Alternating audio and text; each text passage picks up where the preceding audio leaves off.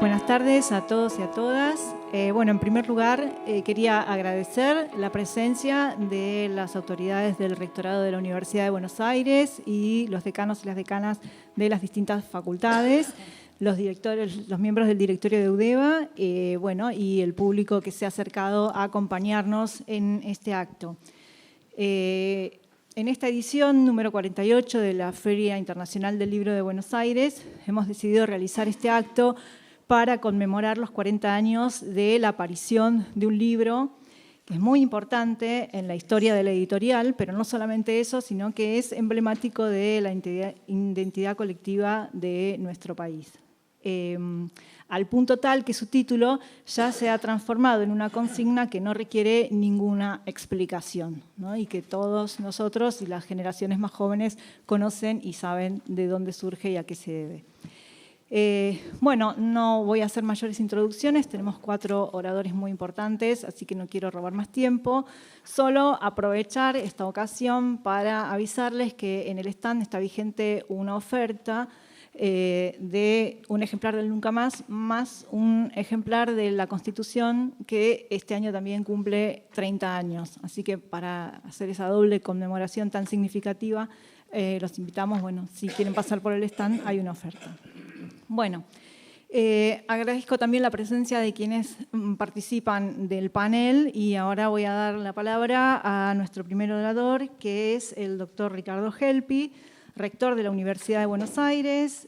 Bueno, una breve introducción: es médico, doctor en medicina, profesor regular titular del Departamento de Patología de la Facultad de Medicina de la UBA y fue decano de la Facultad de Medicina. Doctor. Bueno, gracias, buenas tardes. Decía que le agradezco a la Feria del Libro y a Gonzalo por la invitación a estar acá en esta actividad tan importante, tan sensible, ¿no? Tan sensible. Voy a leer un texto porque voy a hacer una mención a una parte textual del libro. Hoy tenemos el honor de estar presentando, a 40 años de su publicación, El Nunca Más.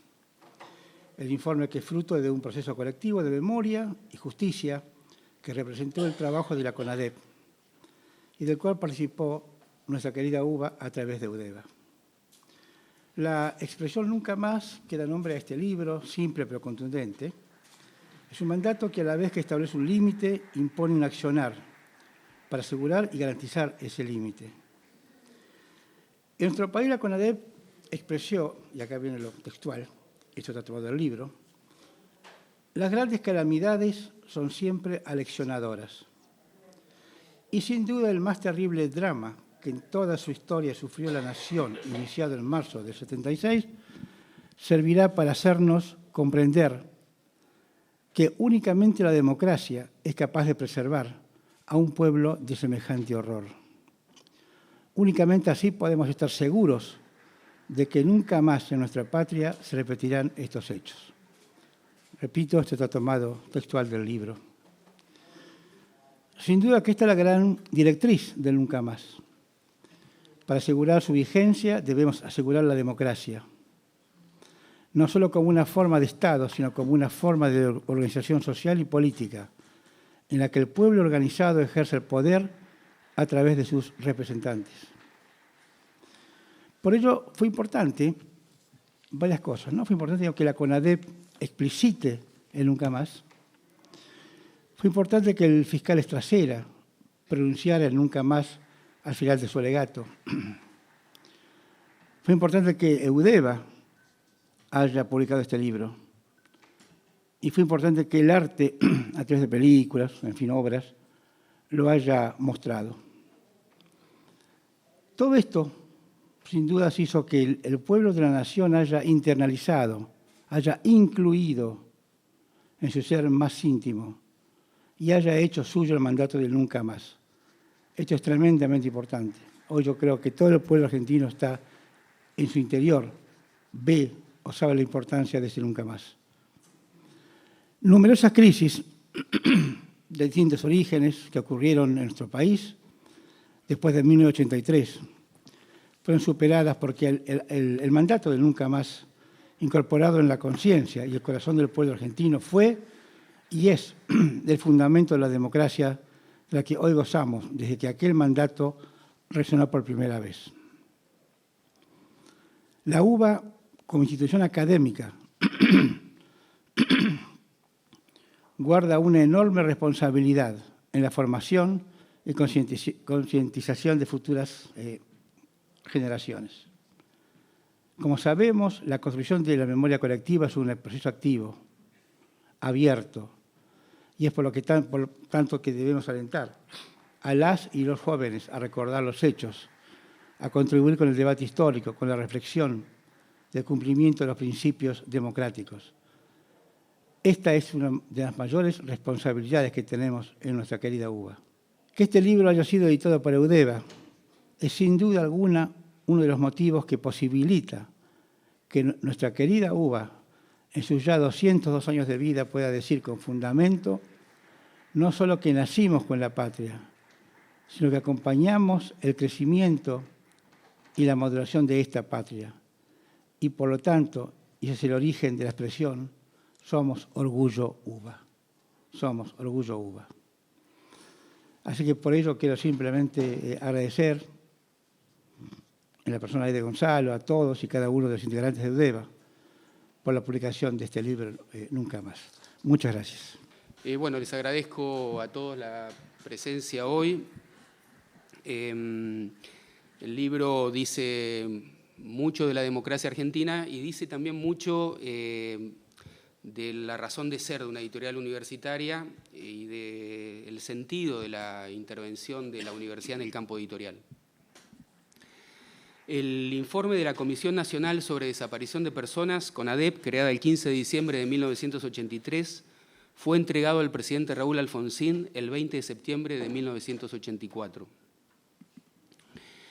18 días después, el 8 de octubre de 1984, el gobierno argentino, representado por el ministro del Interior, Antonio Trócoli, le encomendaba a la editorial de la Universidad de Buenos Aires, representada por su director y gerente general, Luis Gregorich, su edición en forma de libro, con la finalidad de poner en conocimiento de la ciudadanía las conclusiones de la investigación realizada por la CONADEP.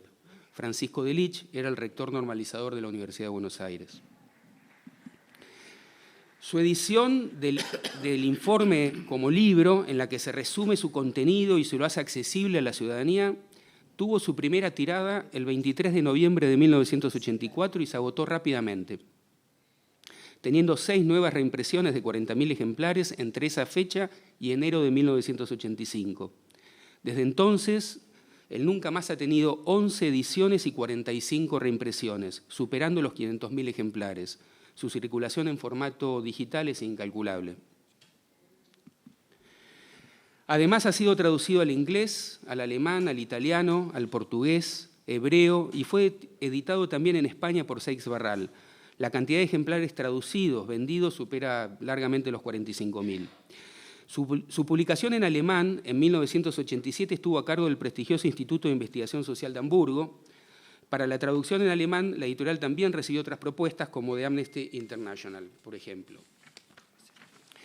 Su publicación en inglés, de 1986, fue una iniciativa conjunta de Farber & Farber y la ONG Index on Censorship. UC Press también estuvo interesada en obtener los derechos para su traducción y publicación.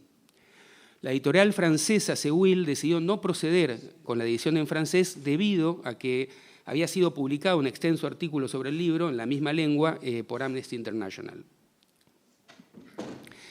En 2006 y luego en 2022, el diario Página 12 lo publicó en fascículos coleccionables ilustrados por el artista plástico León Ferrari, que se entregaban en forma gratuita junto al diario. En 2019 fue declarado de interés social, cultural y para la promoción de la defensa de los derechos humanos por la legislatura de la Ciudad Autónoma de Buenos Aires. Ese mismo año tuvo un lugar destacado en la Filuni, la Feria de los Libros de los Universitarios, organizada por la Universidad Nacional Autónoma de México, y también en la Biblioteca José Vasconcelos de la Ciudad de México. Este año, en el que se cumplen 40 años de su primera edición, ocupa un lugar central en el stand de Eudeva en la Feria del Libro y contará con una difusión conmemorativa especial a lo largo de todo el año. Como puede verse, el Nunca Más es a la vez un bestseller y un long seller de la editorial. Fue el inicio de una colección de títulos sobre derechos humanos que son características de su catálogo. El Nunca Más puede leerse distinto a otros libros, a veces solo algunas páginas, a veces los últimos capítulos antes que los primeros. Es una lectura difícil, tremenda, desgarradora, pero siempre se atesora en las bibliotecas. En las bibliotecas de muchas casas está presente, como un testimonio. Su lugar en el catálogo de una editorial universitaria no es casual. Tiene que ver con el rol social que la democracia argentina le asigna a sus universidades públicas. Promover, preservar y difundir socialmente la ciencia y la cultura orientadas al progreso social. De esta forma, tampoco es casual que a pocos días de haber asumido el gobierno el 10 de diciembre de 1983, el presidente Raúl Alfonsín firme el decreto 189 de creación de la CONADEP, conjuntamente con el decreto 153 de normalización de las universidades nacionales. Los derechos humanos y las universidades públicas constituirían un pilar central en el programa de la transición democrática del presidente Alfonsín. Es también por este rol que la sociedad argentina les asigna a sus universidades que en 1994 la Asamblea Constituyente, reunida en la ciudad de Santa Fe, le otorgaba jerarquía constitucional a la autonomía universitaria y al modelo reformista de universidad. Este año también celebramos 30 años de ese acontecimiento. La foto que ilustra esta conmemoración, donde Ernesto Sábato le hace entrega del informe de la CONADEP al presidente Alfonsín, dice mucho más que ese acto en sí mismo. Describe de forma elocuente las características únicas que tuvo la transición democrática en la Argentina y explica en buena medida nuestros 40 años de democracia. Eudeva y la Universidad de Buenos Aires son guardianes de este legado. Pero a diferencia de Isaac Montfort, el guardián del cementerio de los libros olvidados de la saga de Carlos Ruiz Zafón, nuestra tarea es contribuir a mantener viva la memoria para que nunca más la sociedad argentina descienda al infierno. Muchas gracias. Un placer estar acá. Gracias, Gonzalo, por la invitación. Gracias, Luis Quevedo y todo el equipo de Eudeva. Es un placer. Cuando Eudeva cumplía 50 años, estábamos también en un salón por esta sala. Lo estoy mirando a Ricardo, que se debe acordar como yo de esa tarde. Un placer también estar acá para festejar los 40 años del Nunca Más. Ustedes saben que la desaparición forzada de personas, incluida la de los niños, la de los bebés, fue probablemente el dato más relevante de la violación sistemática de derechos humanos en la Argentina de la década del 70. Eso es probablemente lo que motivó que cuando el presidente Alfonsín estableciera una comisión de investigación el 15 de diciembre del 83, a solo 5 días de haber asumido el poder, se preocupara porque esa comisión trabajara para esclarecer la ocurrencia de la desaparición forzada en todo el país, para que pudiera traer datos que permitieran localizar o de algún modo ayudar a determinar el paradero de las víctimas. La CONADEP iba a recibir denuncias y pruebas sobre estos hechos y los iba a remitir a la justicia cuando de ellos surgiera delito. De todos surgió delito. Pero no iba a determinar responsabilidades porque para eso estaban los jueces. ¿Por qué decidió Raúl Alfonsín en este sentido? Nadie había hecho esto antes. Cuando el presidente asumió, el 10 de diciembre del 83, en Asamblea Legislativa, cosa que ya no se usa, dijo: se propiciará la anulación de la ley de amnistía dictada por el gobierno militar y se pondrá en manos de la justicia la importante tarea de evitar la impunidad de los culpables. Más allá de las sanciones que pudiera determinar la justicia, el gobierno democrático se empeñará en esclarecer la situación de las personas desaparecidas.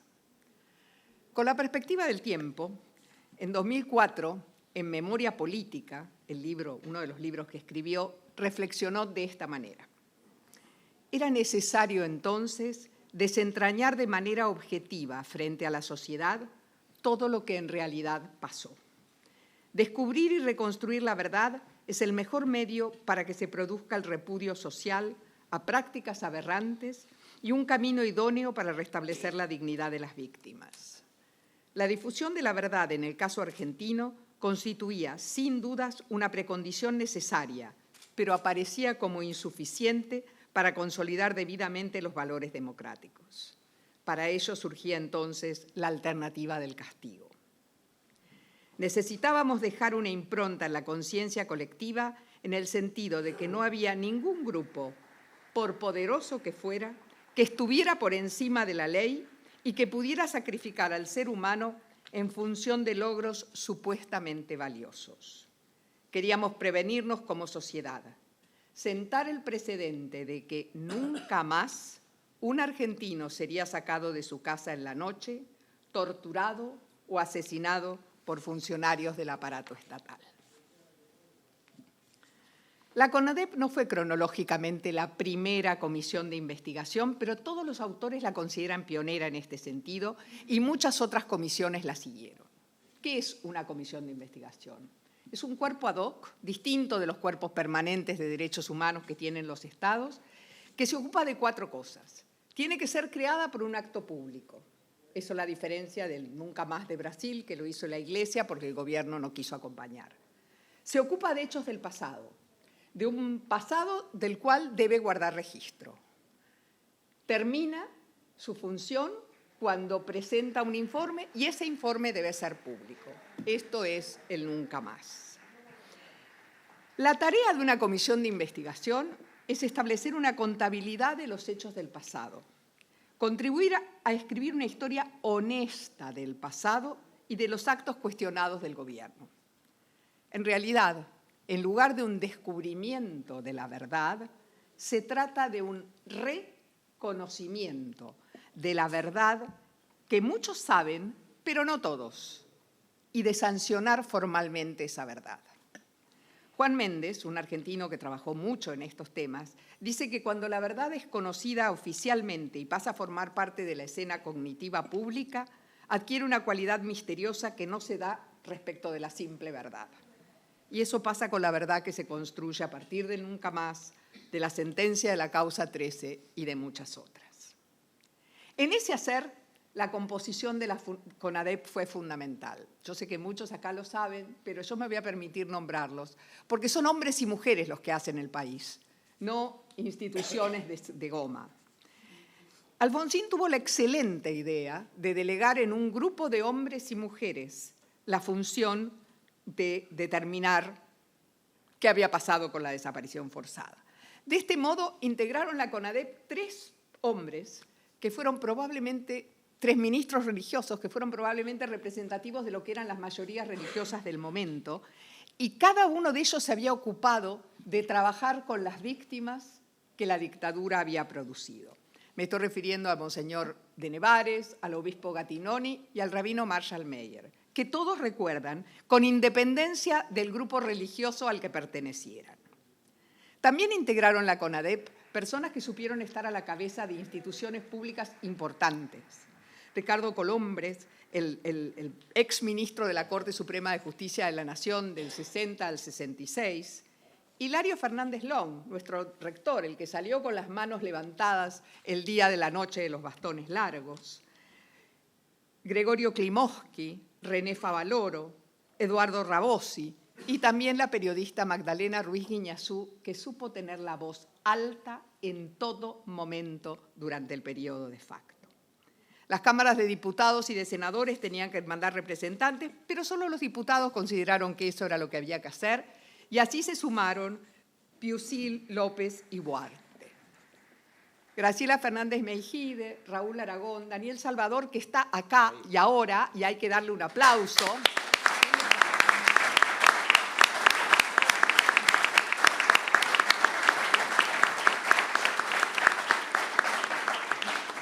Decía entonces que Graciela, Daniel Salvador, Alberto Mansur, Raúl Aragón y Leopoldo Silgueira aseguraron las secretarías y la presidencia la tuvo Ernesto Sábato. Para los más jóvenes, un intelectual de toda talla que había sido científico y escritor.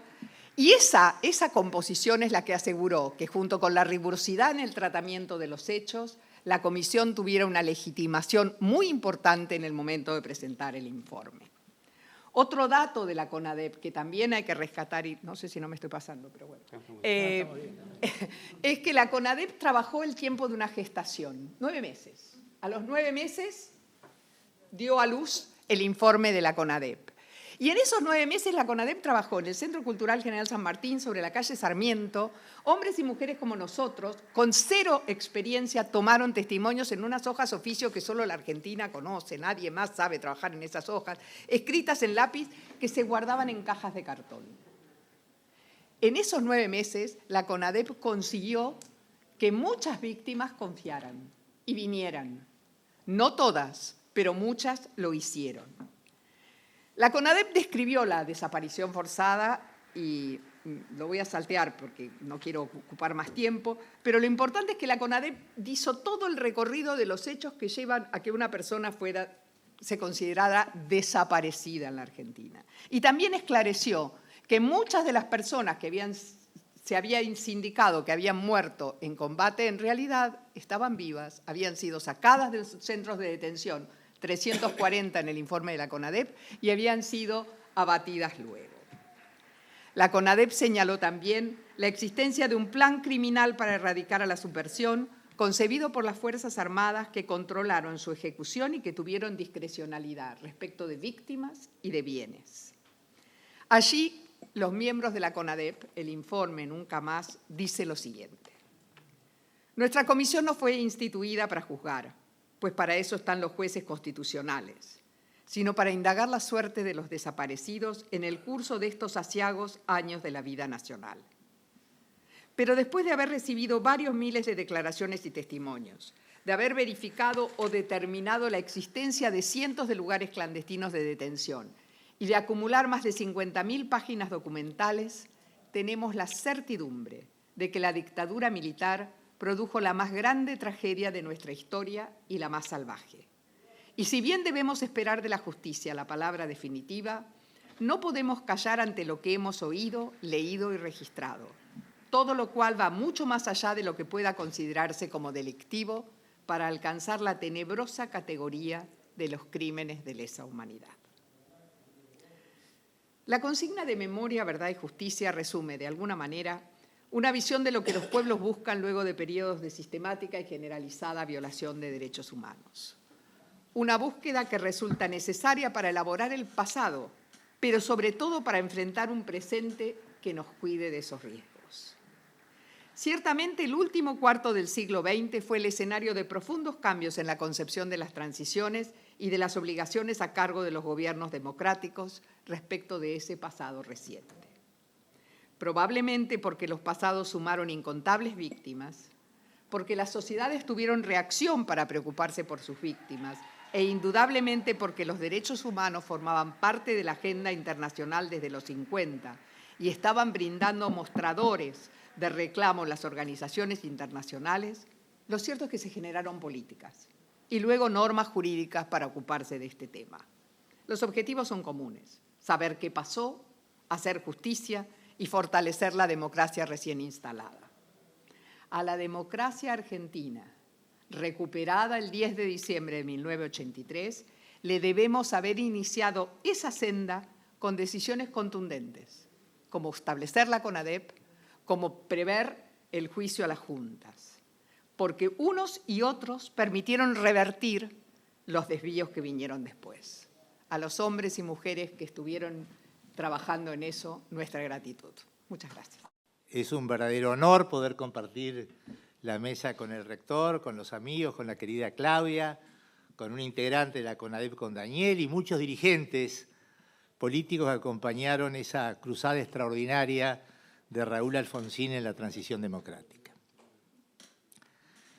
Hoy en día, que es común hacer cierto revival de la política de derechos humanos del presidente Alfonsín, muchas veces se incurre en una ligereza, que es como presentarla como un acontecimiento natural, como que se tomó la decisión y ésta se ejecutó. Y en realidad la realidad fue mucho más compleja, porque pocas veces se cobra conciencia de la verdadera dimensión que tuvo el presidente Alfonsín en ese momento. Digo la verdadera dimensión porque Alfonsín, cuando tomó la decisión de enjuiciar a las juntas militares, empezó a recorrer un camino absolutamente desconocido. Y cuando digo absolutamente, es absolutamente. Sin antecedentes no solo en la Argentina, sino sin antecedentes universales.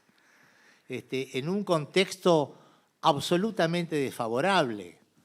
Lo razonable, lo normal, lo esperable, lo natural, es que en la Argentina no pasara nada. Eso era lo que marcaba el curso normal de la historia. Pero de esa decisión, fruto de la audacia, de la valentía, de la intuición que tuvo en ese momento Alfonsín, luego hubo que comenzar a recorrer un camino que no estaba trazado, un camino que había que recorrerlo a medida que se iba transitando. Y por eso yo creo que todo el proceso, en lugar de ser una cuestión natural, fue una sucesión de acontecimientos afortunados, que por suerte salieron muy bien para la democracia argentina. Pudieron haber salido mal. Y uno de estos faros, de estos hechos fundantes de este proceso, sin lugar a dudas fue la CONADEP y el Nunca Más. Yo creo que ocupan un lugar extraordinario, pero también inédito. Tenés razón, Mónica, de que no es la primera comisión de la verdad, creo que hay una en Bolivia anterior, pero es la primera comisión de la verdad universal en el mundo, en serio, que luego se replicó a todos los continentes. La Argentina inauguró con la CONADEP las comisiones de la verdad, que luego se propagaron a Chile, a Brasil, a Guatemala, a El Salvador, a Sudáfrica, a Vietnam, por todo el mundo. Y en una tarea en la cual, cuando convocó a ese grupo de personalidades que mencionó recién Mónica, confiables, íntegros, etcétera, asignándoles una tarea impresionante, que es tratar de establecer la verdad de lo ocurrido en un sistema cuya característica había sido la clandestinidad. Cuando en diciembre de 1983 Alfonsín crea la CONADEP, por supuesto, existían muchas versiones de qué había ocurrido, estaban también sobrevivientes, sin duda que lo habían padecido, pero nadie conocía a ciencia cierta cuál era el alcance, la magnitud, la extensión de lo que había ocurrido. Y a este grupo de personas, Alfonsín le encomendó al principio por 6 meses y luego le prorrogó 3 meses más esa tarea ciclópea. Porque ¿cómo se organiza una investigación de esta envergadura? Acá lo teníamos que escuchar a Daniel. ¿Cómo se hace?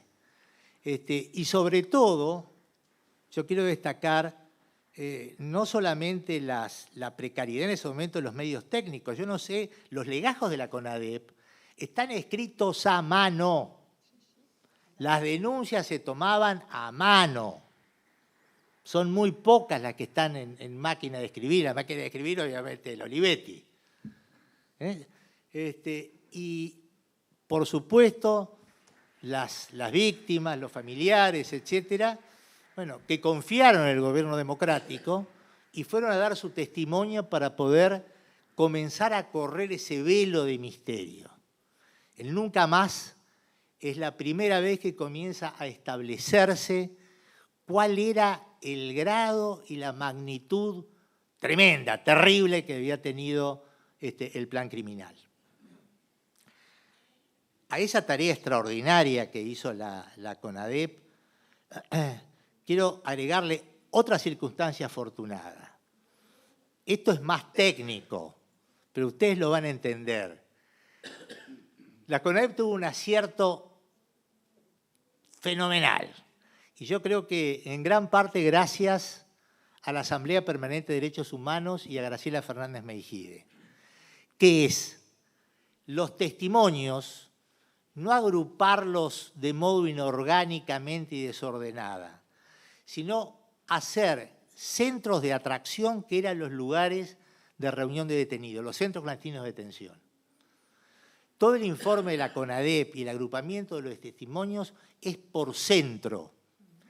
Esto permite una economía en la prueba extraordinaria, porque permite la comunidad de la prueba, permite también la recolección de las evidencias sobre los represores, permite también verlos en el tiempo, verlos en el lugar, de dónde dependía cada uno de los centros.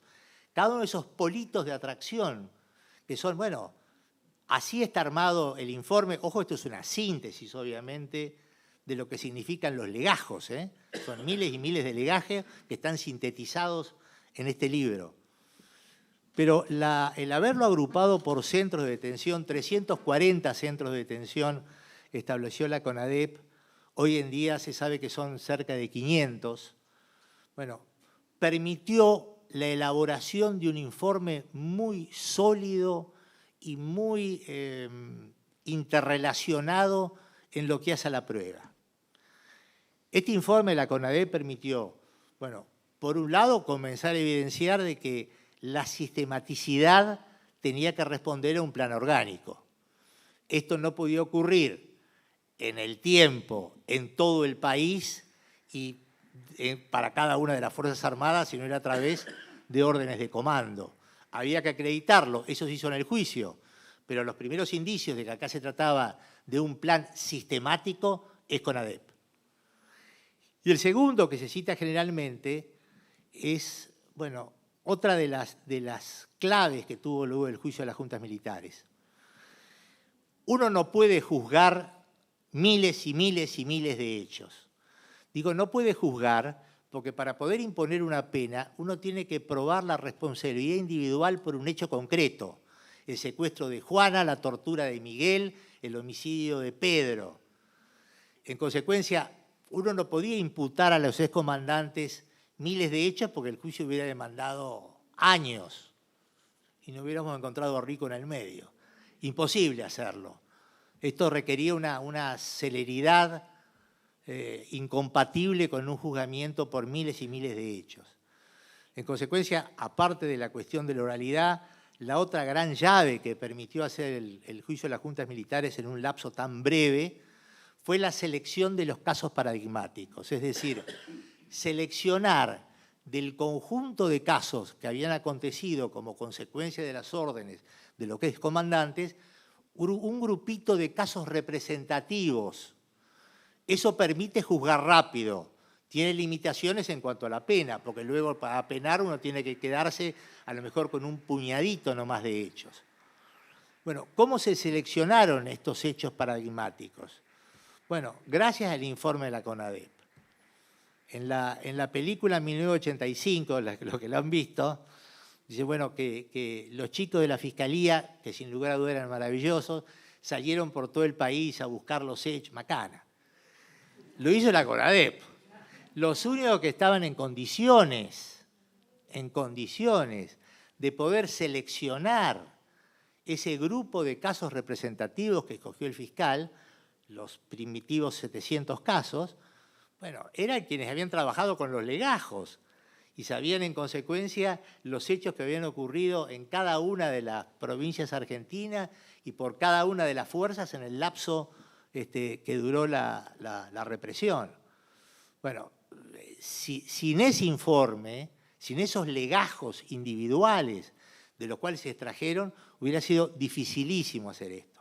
Por supuesto, la Fiscalía luego enriqueció los casos, buscó más pruebas, esto forma parte de la dinámica judicial, pero el informe fue trascendente. Yo creo que tanto el informe de la CONADEP como el juicio posterior, bueno, se complementan de modo absoluto. Por lo tanto, yo creo que tanto el trabajo de la CONADEP, el posterior juicio, esa política de derechos humanos de Alfonsín en ese momento, bueno, permitió de que esa difícil transición democrática, bueno, se hiciera sobre la base de un principio básico de la democracia. Todos somos iguales ante la ley. E incluso los más poderosos tienen que rendir cuenta de sus crímenes frente a los jueces. Ese principio que encarna la igualdad de todo régimen democrático, bueno, fue posible gracias a esa política en momentos difíciles, en contextos complejos, y permitió que la transición democrática argentina, bueno, se hiciera sobre la base del Estado de Derecho, sobre la base del respeto al debido proceso. Por eso, en un nuevo aniversario de esta tarea extraordinaria que ha tenido la Universidad de Buenos Aires a través de EUDEVA, publicando este libro tan necesario como doloroso, yo creo que, habiendo cumplido también nuestros 40 años de democracia, lo que tenemos que hacer es reivindicar nuestro compromiso respecto a uno de los pocos consensos que tenemos en la sociedad argentina. No a la violencia política, no a las dictaduras, sí a la democracia, sí a los derechos humanos. Muchas gracias.